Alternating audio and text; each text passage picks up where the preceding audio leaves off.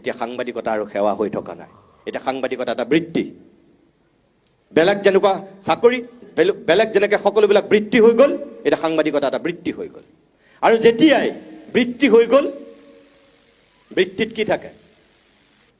বেপাৰ আৰু বাণিজ্যই থাকে। এতিয়াও সেয়াই হৈ গ'ল। সেইকাৰণে যিবিলাক মানুহ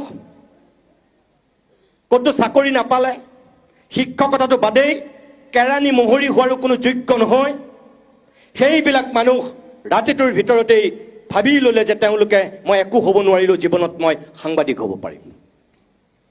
আৰু ভাবি লৈ তেওঁলোক ৰাতাৰাত সাংবাদিক হৈ গৈছে টেলিভিশ্যনত।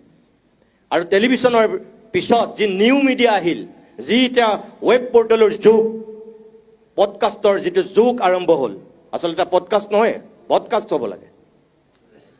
এই যিটো যুগ আৰম্ভ হ'ল, এতিয়াতো আৰু কথাই নাই।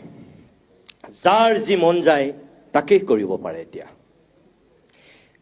আজিৰ পৰা 7-8 বছৰমানৰ আগতে চাগে, নাই বেছি হ'ব, 10 বছৰমানৰ আগতে মই পাঠশালাৰ এখন সভাত, সাংবাদিকৰ কৰ্মশালা আছিল, তাত কেইটামান মই কথা কৈছিলোঁ।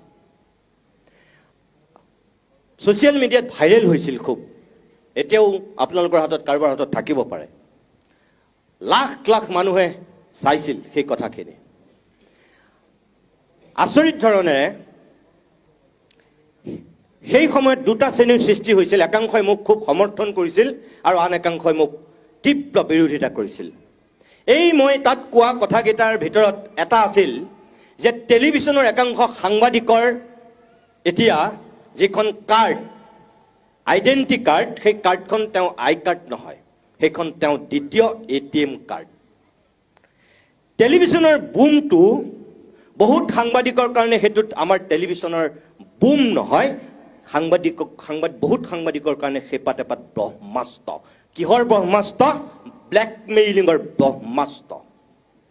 টেলিভিশ্যনৰ বুমটো। বহুত সাংবাদিকে সেই আই কাৰ্ড আৰু সেই বুমটোৰ যোগেদিয়ে হিৰোক জিৰো বনাই দিছে আৰু জিৰো ৰাতিটোৰ ভিতৰতে হিৰো বনাই দিছে, সেই আই কাৰ্ড আৰু সেই বুমটোৰ কৃপাত। এয়া টেলিভিশ্যনৰ বহুত সাংবাদিকে কৰা অপকৰ্মৰ ভিতৰত অন্যতম। আৰু কোনো দায়বদ্ধতা নথকাকৈ, ছ'চিয়েল ৰেছপনচিবিলিটি একো বুজি নোপোৱাকৈ এনেকুৱা কিছুমান মানুহ সাংবাদিক হৈ গ'ল ৰাতিটোৰ ভিতৰতে, যিবিলাকৰ লক্ষ্য আৰু উদ্দেশ্য হ'ল কেৱল টকা ঘটা, টকা ঘটা,